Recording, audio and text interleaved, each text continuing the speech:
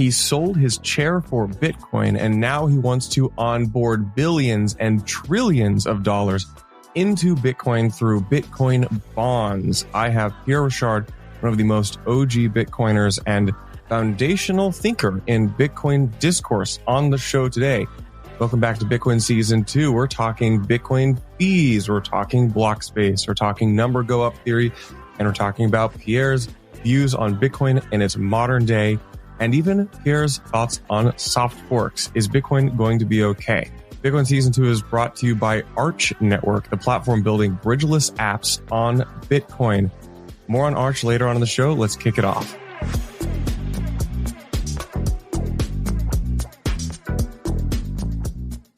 Welcome back to Bitcoin Season 2. I'm Charlie with Blockspace Media. I've got Pierre Rochard in the house today. We're going to talk about all things Bitcoin, a number of topics related to Bitcoin, because this is Bitcoin Season 2. Pierre, welcome to Bitcoin Season 2. I'm glad to finally have you on the pod. Yeah, happy to be here. I've enjoyed listening to the pod as well. And so this podcast goes out on CoinDesk now, and it's like the only Bitcoin podcast on CoinDesk. And so, like, while I think most people who spend their time consuming Bitcoin content all the time, they know who you are. But there's a whole group of folks, the CoinDesk listener who stumbles upon this, who doesn't really know the pantheon of Bitcoiners. How do you communicate to that listener who you are and why we're talking today? Yeah, sure. So I'm a Bitcoin maxi. I think that's probably what the CoinDesk listeners would best understand. And that I've been in Bitcoin for now more than a decade. Discovered it when I was in college. I was studying accounting. And the priors I came to Bitcoin with was really the intersection of free and open source software. So I was installing Linux on computers. I was listening to Richard Stallman lectures about the importance of user sovereignty, intersected with Austrian economics. So this libertarian school of thought that we need to have sound money. So I was very much a gold and silver, hard metals kind of guy. And when I discovered Bitcoin, it really clicked for me because it was two topics that I never thought would be together, this concept of sound money and open source software. And I've been obsessed with it since. And I remember thinking back to, like, you had some of the formative writing, early mid 2010s that I think defined or directed a lot of Bitcoin discourse. Yeah. In particular, you wrote on like the speculative, I forget what the term is, like speculative attack on fiat, or yeah, I don't know what it. But it's funny because this morning, it's April 7th, you announced the Bitcoin Bond Company, which to me is the actual, it's like the implementation of this thing you were writing about a decade ago. What are you up to? Are you, what's the Bitcoin Bond Company? Actually, what's this a speculative attack thesis? And what's the Bitcoin Bond Company? How's it fit in there? Yeah, sure thing. So I started writing about Bitcoin late 2012 and wrote a series of articles as I was applying what I knew from having studied monetary economics and accounting and software development, applying what the frameworks I had in mind to Bitcoin. And obviously, I was a huge Ron Paul supporter, still am. And he had written a book called End the Fed, which was great. And the first Bitcoin focused article I wrote was End the Fed, Hoard Bitcoins. And I was, and still am, very much in the mindset that this is all about, can we use Bitcoin as long-term savings? That's kind of the non-pejorative way of saying hoarding. And that would actually be the use case for Bitcoin that would drive adoption the most rapidly and the most successfully. So from there, I wrote a series and then finally concluded that series with a piece called Speculative Attack, which really looks at what's the end game for Bitcoin. And that if we look at the history of money, the way that monies compete against each other and ultimately one comes out ahead is through this process called a speculative attack, where you have speculators. And that might sound pejorative, but it really is more of an economic terminology of, we could call them investors if we want. And they are borrowing in the weak currency in order to sell the weak currency in exchange for the strong currency, in seeing the strong currency appreciate. And after it appreciates, they sell the strong currency and pay off their loan, which was denominated in the weak currency, thereby achieving a profit. And they do this over and over and over until either the weak currency collapses, or those who are managing the weak currency strengthen it by raising interest rates, by imposing capital controls in order to stop people from borrowing it, or by having a forex reserve, right, of the strong currency and being able to defend their weak currency using their reserves. So that's the end game I foresaw for Bitcoin, would be that people would use Bitcoin as the strong currency in this scenario, and that all the other fiat currencies would be the weak currencies. So fast forward to today, what we've seen is the development of essentially that. If we look at MicroStrategy, for example, they are borrowing the weak currency using convertible bonds in order to acquire the strong currency. And then when Bitcoin appreciates, they're able to convert the bond into common stock, which represents a claim on the Bitcoin, on the strong currency. So what I want to do is continue that process. I think that when I first wrote Speculative Attack, I thought that it would occur within the months after I wrote it. And here we are. So that was summer of 2014.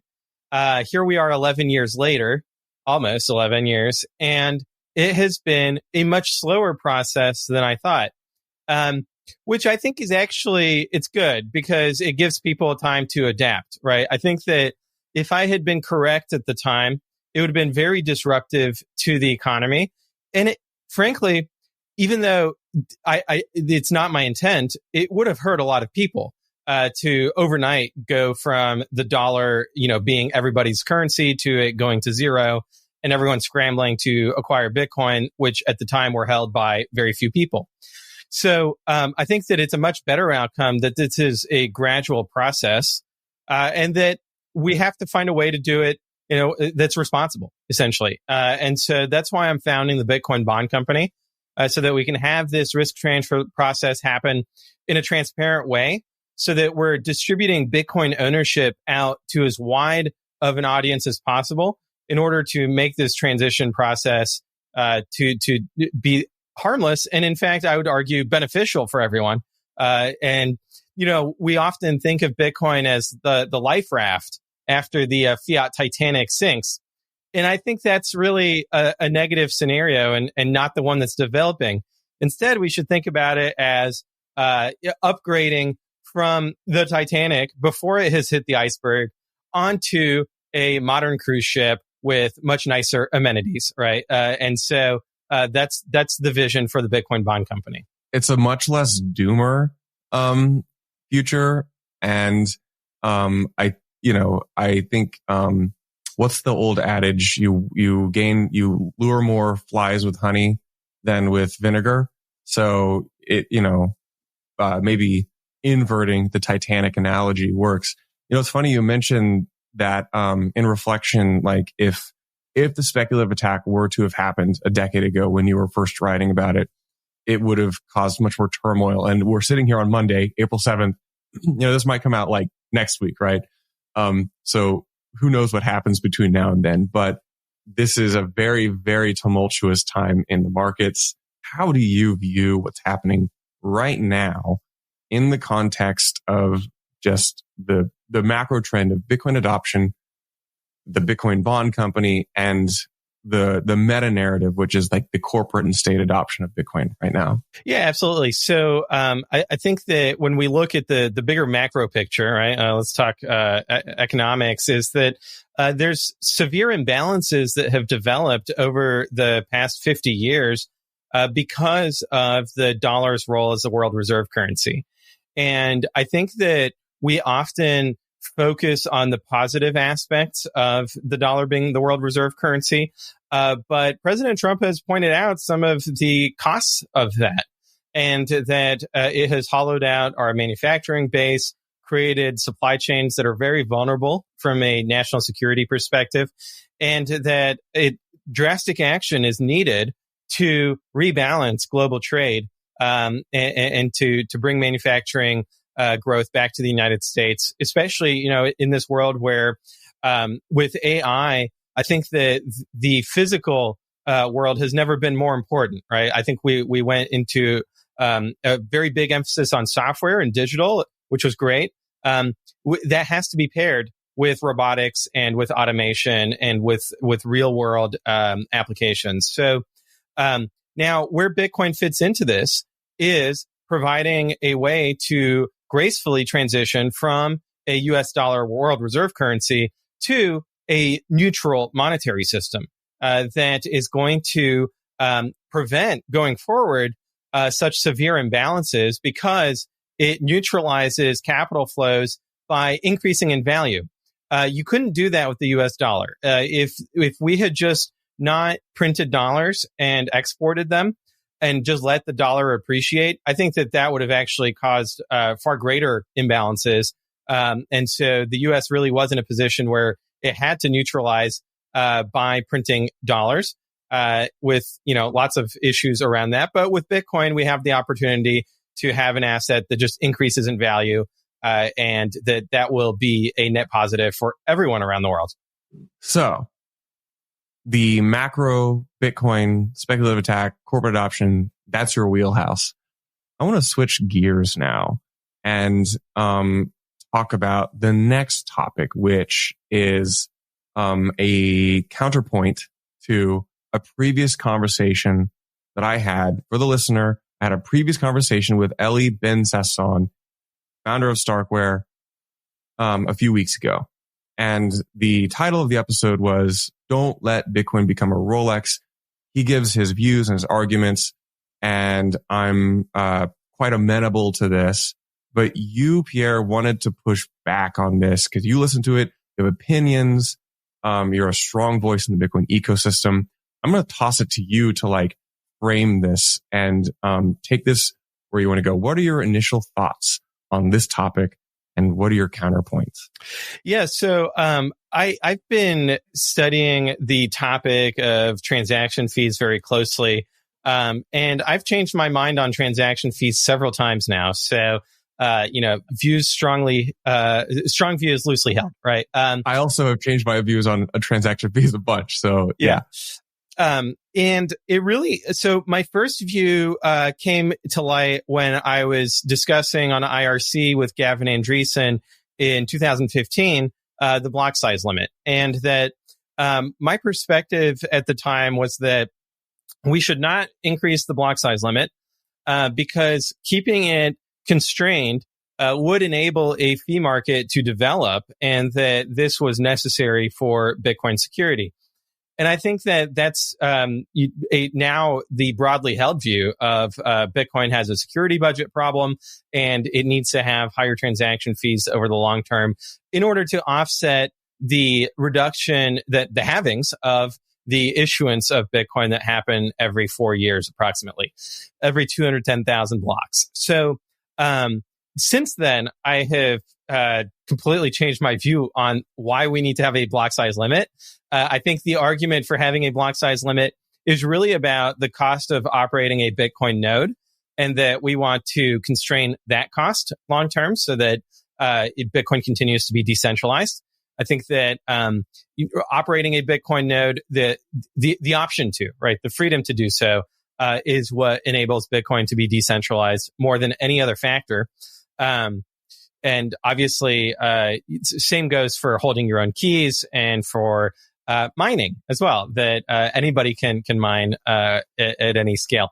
So when we look at what transaction fees have done since then, since 2015, we saw that they went parabolic at the end of 2017. That was driven partially, some argue, by spam. We can debate that terminology. But also by the fact that Bitcoin's price was going up a lot. And so people were moving Bitcoin on chain a lot, whether it was to do arbitrage between exchanges or they were taking Bitcoin out of cold storage or putting it into cold storage. We saw a tremendous amount of turnover in the UTXO set at the end of 2017, which drove transaction fees to astronomical levels, right? Where people were paying like to send a standard transaction was like $50, and that this caused a lot of hand wringing about Bitcoin scalability and what the future would be for it.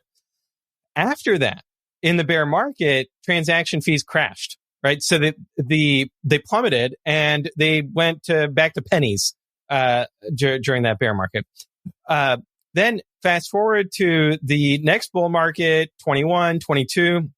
Again, transaction fees went up, not as much as they had in 17. Partially that it was muted by blockchain.com, which is one of the larger self-custodial wallet providers, upgrading their stack to leverage SegWit. SegWit, a soft fork that had been activated long before, it had been activated in 2017. They finally got around to implementing it, and that dramatically reduced their on-chain footprint or that of their users, which freed up a lot of space and helped lower transaction fees compared to where they would otherwise have been. And then we had the launch of ordinals, right? So ordinals, it was, I call it a launch, but really ordinals existed from day zero in Bitcoin, right? That you could serialize the Bitcoin and assign an external view, a lens on Bitcoin. But they really took off in terms of popularity, and we saw the transaction fees again skyrocketed. Now, since then, I think that whether it's because people are, no longer doing as many on-chain inscriptions as they did in the past, or they've changed to more efficient ways of doing it, that has kind of abated, and transaction fees are back to being very low. So I also think that the reason transaction fees are very low today is because of institutional adoption of Bitcoin. So, for example, Bitcoin ETFs or CME futures also reduce the on-chain footprint. So let's say, for example, that somebody bought Bitcoin at Coinbase in 2015, and that fast forward 10 years, they are sitting on tremendous gains. They want to rebalance their portfolio. They want to pay off their mortgage, put their kids through college, whatever it is. So they sell their Bitcoin, and the buyer on the other side is BlackRock, and they're putting the Bitcoin into their ETF because somebody is buying ETF shares. That would happen completely off chain within the Coinbase's SQL database, right? So that would mean that there's no on-chain footprint from this economic activity, and that this is so, to the point about Bitcoin being a Rolex, I kind of feel like on-chain is for people who essentially either are in a low trust jurisdiction, right, where there's no custodian that they would trust because they know that they would get scammed, or that it's illegal there, right, to use Bitcoin custodians, and so they don't have access to that. They have to be self-sovereign. Or it's people who want to be self-sovereign, right, in the more positive dimension that they want to hold their own keys, and so that's why they're on chain. Whereas people who really are, let's say, in the first world, have first world problems, are relatively wealthy, have access to the legal system, have lawyers and accountants, they don't need on-chain. They can use Coinbase's IOUs, with BlackRock, with MicroStrategy, with whatever layers on top of that are trusted. And so that's where I think the Rolex metaphor kind of falls apart, is that on-chain transaction fees are very low, and I think are being used by people of modest means, and that the institutions, if they have an on-chain footprint, it's very small. if they have one at all. And so, to me, buying BlackRock ETFs is the Rolex, not transacting on chain. Like, your view is that we are discounting the reality that a good portion of the world and the world's capital and money lives in jurisdictions where the trust assumptions, because of the institutions or the legal systems, are probably sufficient for most people. And that when we're talking about on-chain access, the sovereignty, that is a smaller amount of people, and it has kind of a reflexive fee component to it. What happens as Bitcoin does, as we go along some kind of hyper Bitcoinization path, or as Bitcoin becomes increasingly proliferated? Does Bitcoin Blockspace still provide the access to enough people sufficiently as Bitcoin goes from a measly $100,000 to 10 million and above? Do you think that what happens to how does your view apply to that scenario? Yeah, so this is where probably I'm most heterodox, is that I do think that we achieve that scalability along three axes. One is upgrades, right? So SegWit represented an increase in capacity, and people debate this, but I'm just looking at the reality, right? That weight units replaced bytes, V bytes replaced bytes, and that today Bitcoin on-chain has more capacity than it did in 2016. So that's for one. And I think that if we look at Taproot, likewise for multi-sigs, right, it's going to be more efficient and than just the old multi-sig. And so as the technology for that advances, we'll see efficiency gains there. Going forward, I think that there will continue to be soft forks. I think that those soft forks will continue to provide efficiency gains.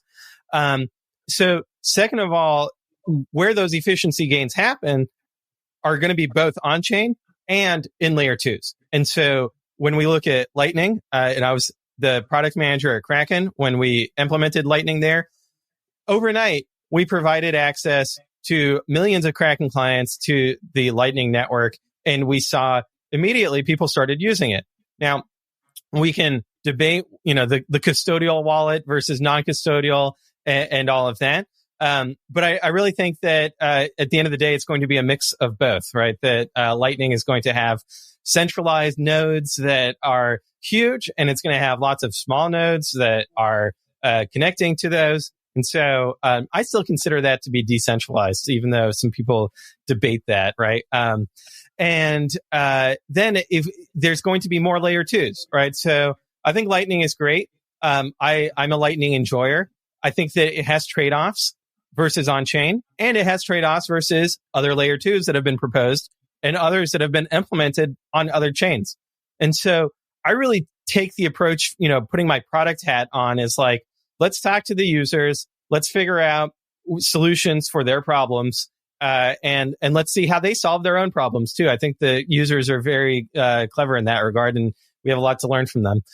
Third is that I do think that the scalability of Bitcoin is not limited to the what we would consider to be kind of the cypherpunk scalability, right, of what I've been describing. And so I do think that financial products on top of Bitcoin are also a part of the scalability solution, even though from our perspective, they have different trust assumptions, they have trade-offs, and it really comes back to what do the users want? So we can try to argue with them and say, hey, listen, look at the history of gold. You're going to have the government seize all your Bitcoin with 6102.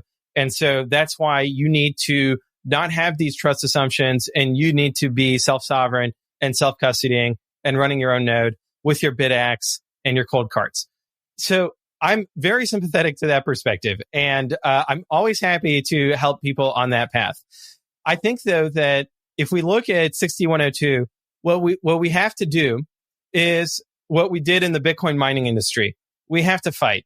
So when the Biden administration started an all-of-government attack on the Bitcoin mining industry, what we did is that we developed a public policy practice. We hired lobbyists. We went and spoke with legislators and staff.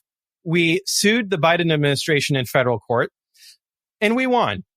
Right. So I think that there is no alternative to winning, and that we have to advocate for Bitcoin at every level. And so I think that if we take the approach that we're going to self-custody our Bitcoin and we're going to let a 6102 attack happen, and we will look at all these, everyone who disagreed with us and who did not self-custody, and we'll tell them, I told you so, because we let this happen.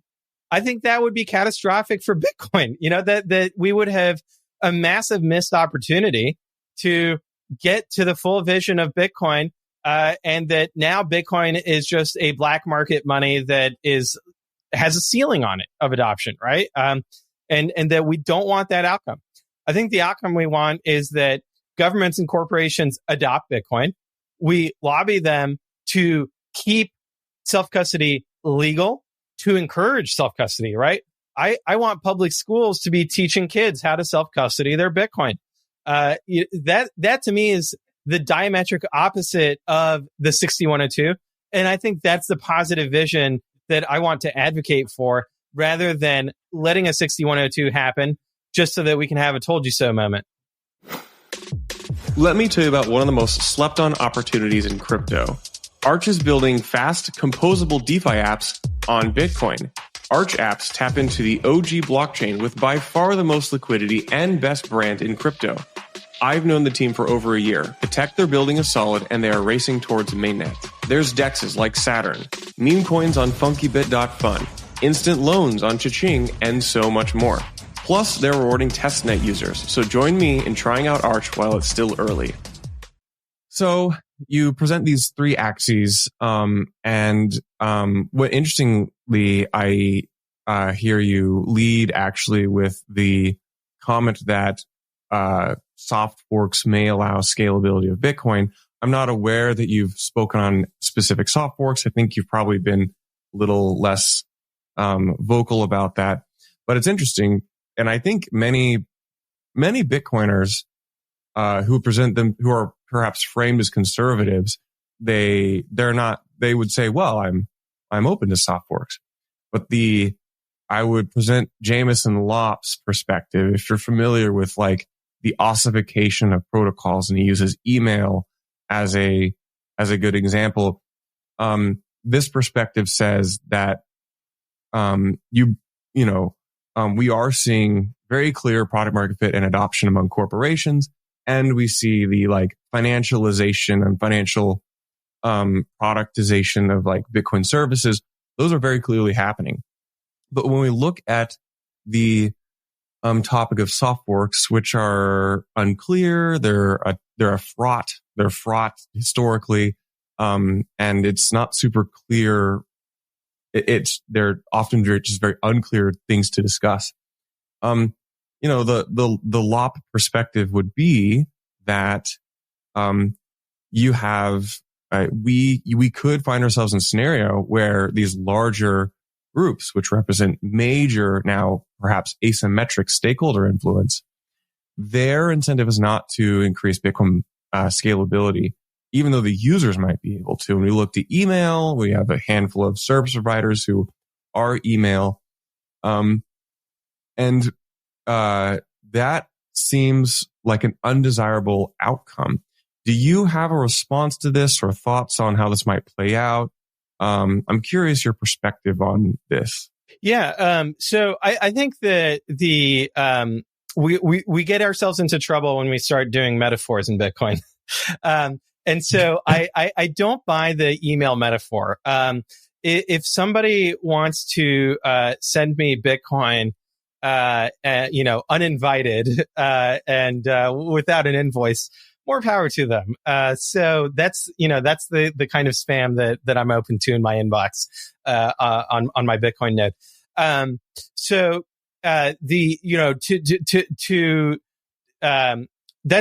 that's where I think that, yes, there is a concern about, let's make sure that Bitcoin continues to be usable, and that Bitcoin node software from a front end perspective, you download the app and you open it and it should just work, right? And I'm fully on board with that. I was one of the first to develop a cross-platform application for Lightning that allowed you to launch a Lightning node backed by a Bitcoin node on your desktop on Windows, so it'd be in your system tray. That was the node launcher. That's what launched my adventure into Lightning and eventually at Kraken. So I think that there's definitely improvements that can be made there from a UX UI perspective to make it so that it doesn't feel like you're installing an email server, and instead it just feels like you're installing a client, right? Even though you're on a peer-to-peer network. So I think that another metaphor would be BitTorrent, right? So if we have all these streaming services like Netflix, does that kill BitTorrent? Because the streaming service Netflix being, let's say, MicroStrategy, right? Or a financial wrapper around Bitcoin. And does that impact their desire to legislate or lobby for copyright laws, right? So that they can crack down on BitTorrent. And to be honest, I haven't seen it. I haven't seen the participants. And in fact, I'll draw again from my experience in the Bitcoin mining lobbying. I had concerns that the wider cryptocurrency industry would lobby against Bitcoin mining because it would benefit their proof of stake protocols. And Bitcoin is the only materially large proof of work chain out there, right? So I was concerned that the crypto VCs, they would align against Bitcoin mining. And that was not the case. In fact, it was the opposite.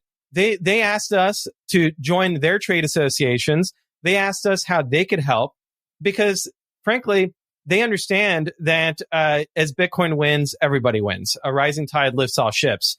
And so from MicroStrategy's perspective, and I think that I think Mr. Saylor would agree with me on this, is that we want to, not we MicroStrategy, I don't represent them, but as somebody who's interested in the financialization, or I would argue the Bitcoinization of finance, what we want is for the underlying utility of the asset to continue to increase, because that helps accrue value to the asset, that helps accrue value to the financial instruments that exist above Bitcoin, right? On top of Bitcoin. So they're powered by Bitcoin. And so, I would like, a good metaphor here's the metaphor I would use, right? So we want Apple to continue to improve the iPhone as an Apple investor, right? You don't even have to be buying the iPhone. Let's say I'm buying shares of Apple.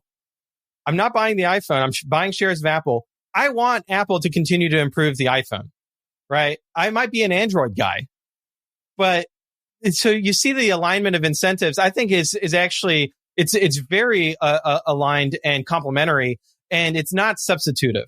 And so at the end of the day, all of the players who are building on top of Bitcoin in the financial system, they want the Bitcoin network to continue to be healthy, to continue to be usable, because that is going to drive value accrual big picture. So your argument is and which is a common Bitcoin argument. All Bitcoin participants are generally aligned with Bitcoin's success. So, it's interesting. You bring up you brought up a reference, which I was also surprised about, where, I was surprised to see a lot of unity among broader crypto at the national stage, like endorsing, Bitcoin, realizing that it is kind of like the thing that if Bitcoin dies, the industry dies. I personally was very surprised to see a lot of locking of arms at the larger national stage, maybe with the exception of someone like Ripple, which is its own thing. They are the exception that proves the rule. They're the stick in the mud. Yes. Yeah. Those. Oh man, if we had an enemy number one, it would be Ripple. So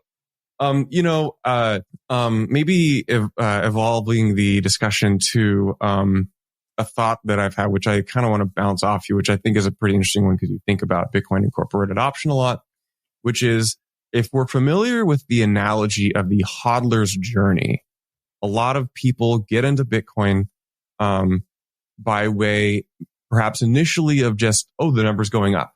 I got to own some. That's a kind of a speculative draw. Very few people come at it from you, Pierre, from the Mises and software world. But most people come in because they see the number going up. It's a good investment or great speculation. And then somehow their views may mature, maybe just beyond speculation. But what's funny is, you mentioned this with corporations, I almost see the corporations undergoing the hodler's journey as well. I look at, if we're just be candid, like most, I'm familiar with like the sailor arguments of like Bitcoin is super hard money and it's great. It's the hedge against inflation. But most of these other corporations buying Bitcoin, frankly, it is their backs usually up against a wall. Their business models are, they're strained or becoming irrelevant. And Bitcoin is this kind of like lifeline for them to be relevant or re-engage or pivot. Do you think that is this is could be a difficult question to answer, but do you think that is currently the primary motivation for corporations buying Bitcoin? Or do you think there is a different trend happening? Why do you think that that's actually why a lot of these corporations are buying Bitcoin?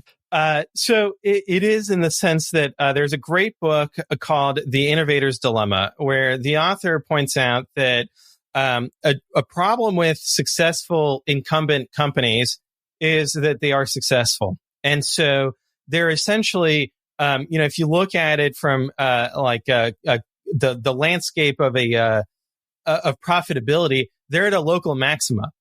And it's very hard for them to move from that local maxima to the global maxima. And because it takes risk taking, right? Both on a personal level of the employee, right? That they're taking career risk by advocating for a Bitcoin strategy.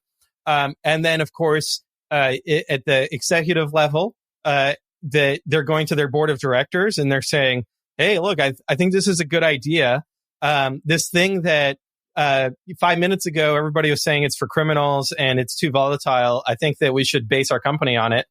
And then the board of directors, right? They have reputations. A lot of them have developed those reputations professionally for decades. And this is kind of the pinnacle of their career. And that if they don't want to get kicked off other boards or, lose their reputations, that they can't sign off on this. And so I think that that because of that dynamic of the fiduciary responsibilities, all of that, then it limits the global maxima of a Bitcoin strategy, which we would both agree is like the best thing a corporation can do. It limits it to the corporations that have no other option, that are truly desperate, and that they're throwing a Hail Mary, and that the board goes along with it because, frankly, the company's going to go out of business or just doesn't have very good prospects of increasing their profitability and shareholder value going forward. And then when they do it, generally it works out well. At least it has for MSTR. I've seen the success as well in Japan of Metaplanet. So that's what I think explains the reason why we see only companies of a particular profile adopt the strategy. I think that will change going forward.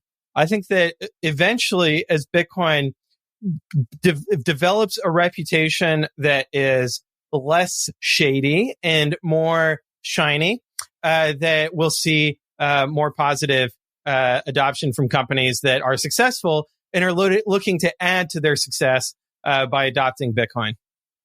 A lot of what I talk about on the show is the reality that Bitcoin, maybe it's always, I feel like it's always been this way, but it's very present today. The Bitcoin on-chain activity is very degenerate in nature. And then off chain we see is also very degenerate.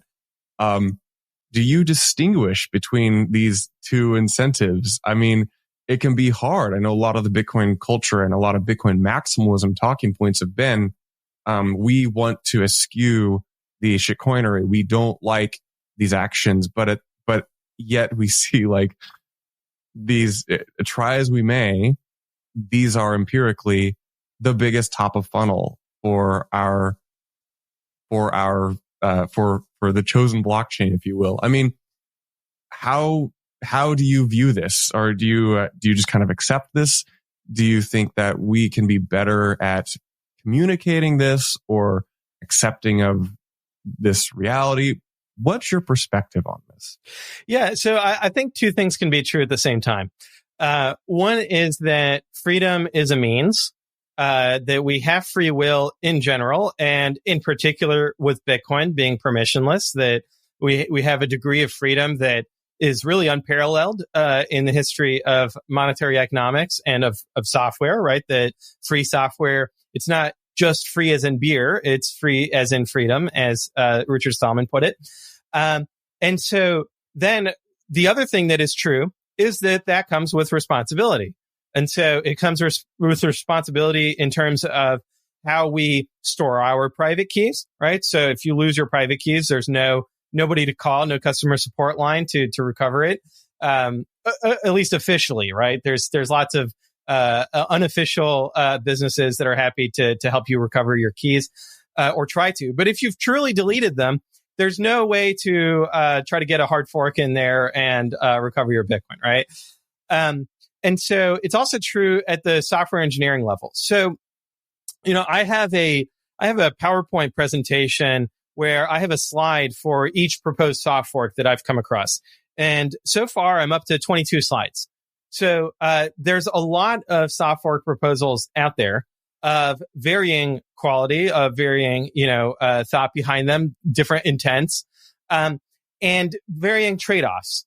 And so I think that from a software engineering perspective, we have to also be very responsible there to make sure that.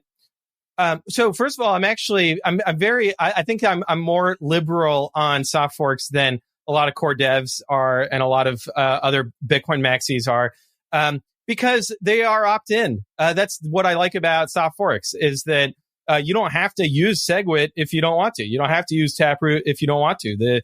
You don't have to use Schnorr signatures, right? You can continue to use ECDSA. I think that's one of the beauties of Bitcoin and what contributes to its reliability is that you're not forced to upgrade.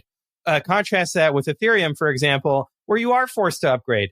In the past, it was with the difficulty bombs, and then, of course, with the proof of stake upgrade, where users are, from my perspective, they're coerced into a new set of network rules. And that's not the case with Bitcoin soft forks. And so that's why I'm much more open to soft forks than would otherwise be the case. I also think that each soft fork creates work for the developers. And so they have to then not only implement it, activate it, and then also maintain it. And so then it becomes part of the code base and forever, right? And so they have to maintain that soft fork. And I think that's where we have to have some empathy for the core devs when they might have a reaction to a soft fork proposal that's, maybe they're rolling their eyes. And we can't take that personally, because they're thinking about the fact that they're going to have to live with this soft fork for the rest of their lives. Or at least professionally if they're continuing to work on Bitcoin Core. And same thing with the application developers on top. They're going to have to deal with all the users asking for this address format to be implemented in this wallet software, etc. So that's actually, I think, the greatest cost of soft forks is the maintenance long term, and that's what gives me the most pause.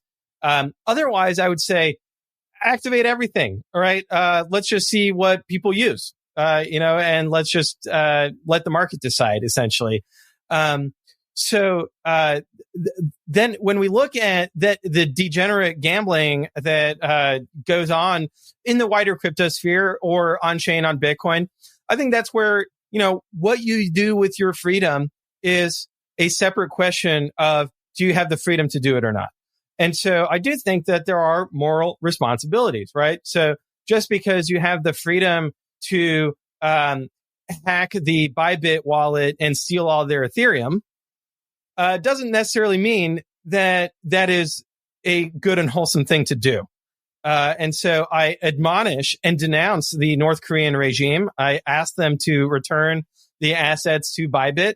And I think it's bad that they did that, even though, they had the freedom to do it, looking at it from just a cybersecurity perspective.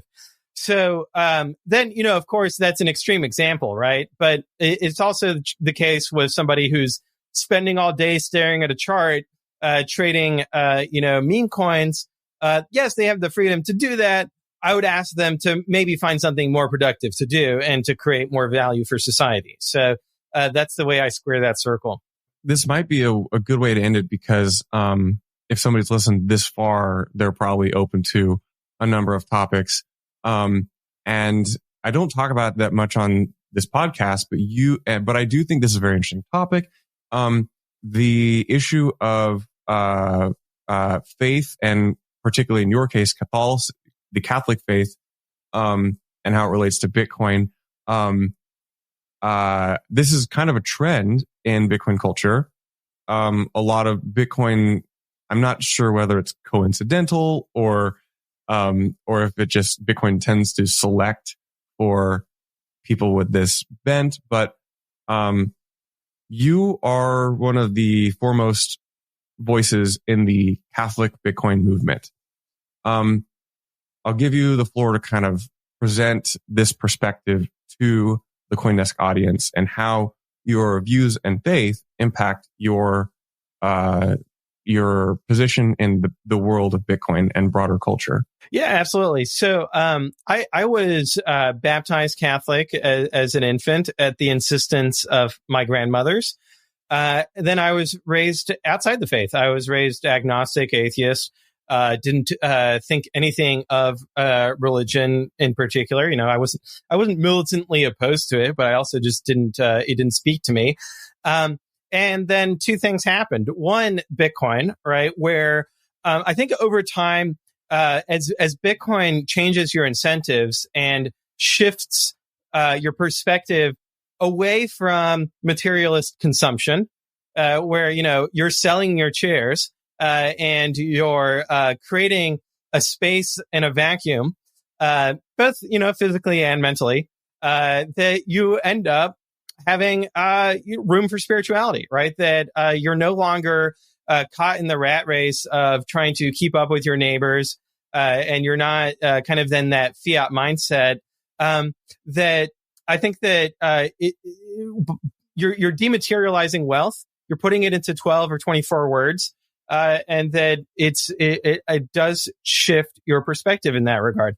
And then when I look at my personal life, I had children and I realized that there's a stark contrast between their innocence and the guilt I carry around. And that as I was reflecting on that, that's when I came back to the Catholic faith and read the Wikipedia article about Jesus Christ. That was like the first thing I did, right? It all like Wikipedia for Pierre, which is kind of funny. Yeah.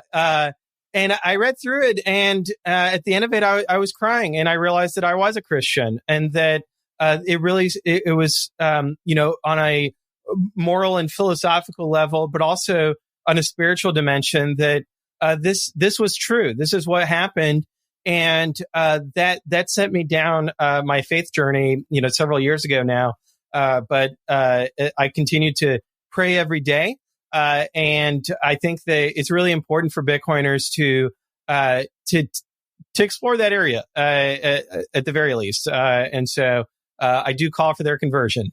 One of these days we can probably, have you on and we can do a deep dive episode on, Catholicism, which is interesting. I studied a lot of church history over in my day. So it's a really interesting topic. Switching gears to capstone this conversation.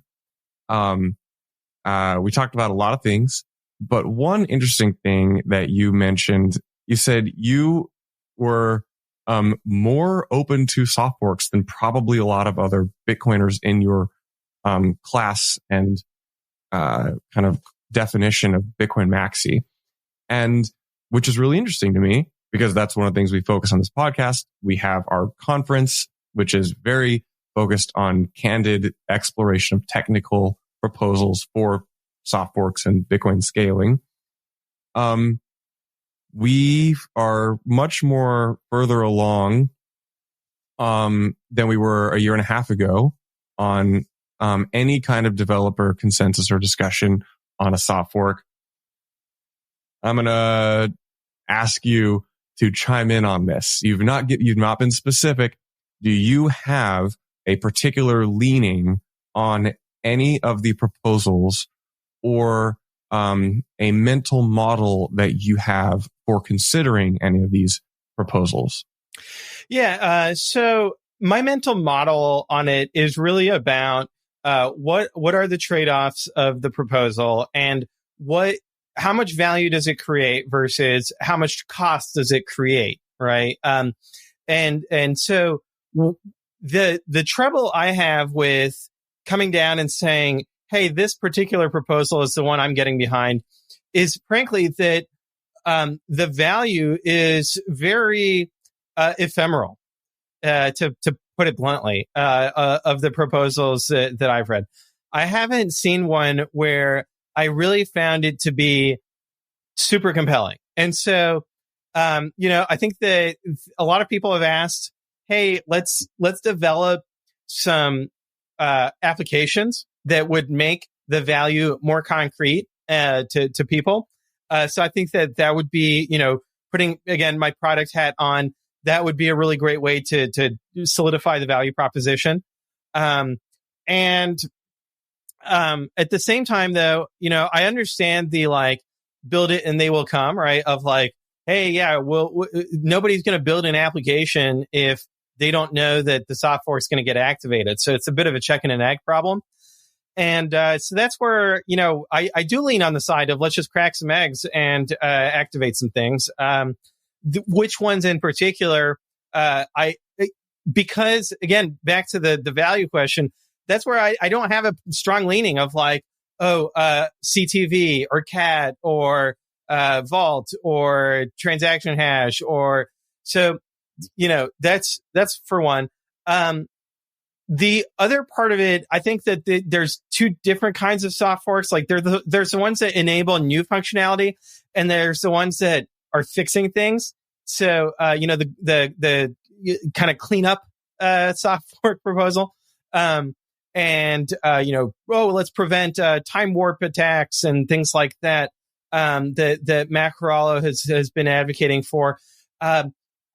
I do lean more strongly in favor of let's fix things rather than let's create new functionality. But I don't see them as mutually exclusive either, right? So it really comes down to, and this is where I have a lot of deference towards the developers because they're the ones that are going to have to maintain this. They're the ones bearing the maintenance cost. And me as the node operator, as long as the soft fork is not increasing my cost, I'm fine with it. And so that's where it really is a negative externality on the developers, not on me as the node operator. And so I hope that indicates why I don't come out strongly on one soft fork or the other. I would have stronger opinions if I was a Bitcoin Core maintainer, for sure. Well, I really appreciate that. Pierre, I enjoyed our conversation. I feel like we touched on some interesting topics, and I invite the CoinDesk listener. I feel like all the Bitcoiners know who you are. Already follow you in your relevant places. But where can the CoinDesk listener, where can the broader hoi polloi follow you to check out your latest ramblings and talking points? Yes, I'm very active on X. So at Bitcoin Pierre is where you can find me. You can also find me on LinkedIn, Pierre Rochard. Just be careful on either platform. There are impersonators. So just make sure that you're following the right one. And I look forward to continuing the conversation. Yeah, I will make a comment. I think you may be one of the most impersonated Bitcoin figures. I don't know what it is, but it's just a lot of fake Bitcoin Pierres out there. So make sure you're following the right one. Pierre, thank you so much for coming on Bitcoin Season 2, and I'll see you IRL at some mining or Bitcoin conference eventually. Absolutely. Thanks, Charlie. Bye.